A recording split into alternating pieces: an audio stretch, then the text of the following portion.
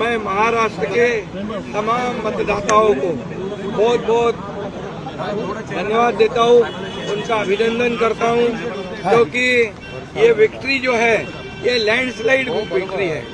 बात ऐसे है भाई, जो नतीजे सामने आए उसके ऊपर मैं विश्वास रखने को तैयार नहीं। ये जनता का फैसला मानने को तैयार नहीं। हमने महाराष्ट्र की जनता का जो मन है, हमें मालूम था किस दिशा में जा रहा है। करीब करीब 2 महीनों से चल रही चुनावी लड़ाई नतीजे तक पहुंच चुकी है। कयासों की सांसें थम गई हैं और अब जो भी तस्वीर सामने है वो पुख्ता नतीजे हैं। महाराष्ट्र विधानसभा चुनाव के नतीजे आ चुके हैं। बीजेपी के नेतृत्व वाली महायुति ने बड़ी जीत हासिल की है और कांग्रेस के नेतृत्व वाली महाविकास आघाड़ी को शिकस्त का सामना करना पड़ा। तो क्या रही महाराष्ट्र में बीजेपी की जीत की वजहें और कौन बनेगा महाराष्ट्र का सीएम, समझते हैं इंडिया टुडे मैगजीन से जुड़े सीनियर जर्नलिस्ट अनिलेश महाजन से। जो इनको सबसे ज़्यादा मदद की गई है वो करी है जो प्रधानमंत्री का नारा है, एक है तो सेफ है, और दूसरा जो है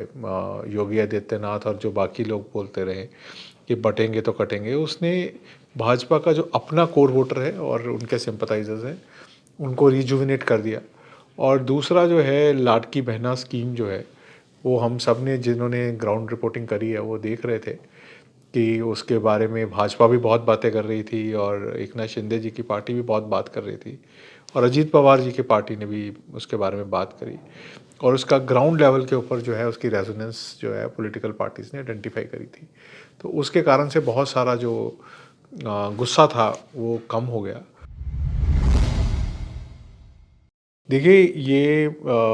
मुझे जहाँ तक समझ आता है, भाजपा की के जो इतिहास है उसमें सबसे अच्छी परफॉर्मेंस में से एक जो परफॉर्मेंस है ये इलेक्शंस में हुई है। और आपको ज्ञात होगा 2014 से पहले बीजेपी 123 सीटों पे लड़ती थी, तो उसके बाद जो है शिवसेना के साथ जिस तरीके का नेगोशिएशंस हुआ और पिछली बार अलग-अलग भी लड़े, तो उसका जो है अगर उस परिप्रेक्ष्य में आप देखेंगे तो ये भाजपा की सबसे अच्छी परफॉर्मेंस रही है।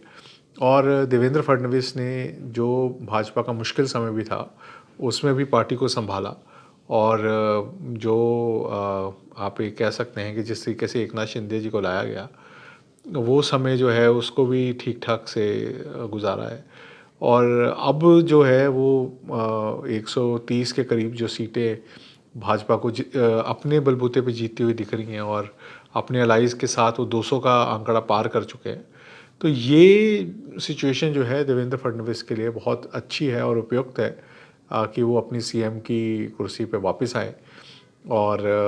साथ में जो अब अलाइज हैं उनको इस चीज़ के लिए मनाया जाए कि एक अनप्रेसिडेंटेड सिचुएशन हो गई है, और जिसके लिए आई थिंक बीजेपी का जो काडर है वो एंथ्यूज्ड है कि इस बारी जो है वो भाजपा की बारी है। और भाजपा ने जो पिछली बार एक बड़ा दिल दिखा के फडणवीस को डिप्टी सीएम पे रोका था, तो इस बारी जो भाजपा का काडर है वो रुकेगा नहीं अगर फडणवीस को नहीं बनाया तो। अगर आप आंकड़े भी देखेंगे 49 सीट्स ऐसी थी जहाँ पे उद्धव का गुट और जो एकनाथ शिंदे जी का गुट है वो आपस में भिड़ रहे थे, और उन 49 सीट्स में 90% से ज़्यादा जो सीटें हैं वो एकनाथ शिंदे जी के गुट ने जीती हैं। इसका क्लियर कट जो मैसेज यही है कि जो लोकल काडर है शिवसेना का वो एकनाथ शिंदे जी की तरफ शिफ्ट काफ़ी हद तक हो चुका है। और जो सिंपैथी की बात है वो जब तक आपका कोर वोटर आपके साथ नहीं है, आपका कोर ग्रुप आपके साथ नहीं है, आपके लोकल छत्रप आपके साथ नहीं है, तो ये सिंपैथी ज़्यादा काम आती नहीं है। और सिंपैथी को वोट में तब्दील करने के लिए आपको ग्राउंड के ऊपर काम करने वाले लोग चाहिए, आपकी खुद की ग्राउंड पे प्रेजेंस चाहिए, और आप लेगेसी के साथ एक हद तक आगे बढ़ सकते हो, पर उस लेगेसी को रिवाइव करने के लिए और उस लेगेसी में अगर डिप आया है तो उस डिप से अपने आप को निकालने के लिए काफ़ी मेहनत लगती है, जो मुझे नहीं लगता कि जो उद्धव ठाकरे जी का ग्रुप है और उसके जो लोग हैं उन्होंने कोई ज़्यादा जो है वो उस पर कोई कार्यशील रहे हैं। और उसका जो फ़ायदा है एकनाथ शिंदे जी का जो गुट है, जो एकनाथ शिंदे खुद भी हैंड्स डाउन पॉलिटिशियन है, तो उसका फ़ायदा जो है उनका हुआ है।